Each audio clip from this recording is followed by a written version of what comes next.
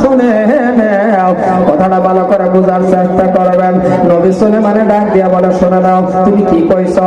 সুবহানাল্লাহ, ওগো আল্লাহর বান্দা, তোমার একবারের সুবহানাল্লাহ যদি একটা পাল্লার মধ্যে রাখা হয়, আর অপর পাল্লার মধ্যে যদি আমি সুলাইমান নবীর সিংহাসনটা যদি একবার না দুইবার না কোটি কোটি কোটি কোটি কোটি বার ওজন দেওয়া হয়, তোমার একবারের সুবহানাল্লাহ ওজনে আল্লাহর কাছে বাড়ি হয়ে যাইবে।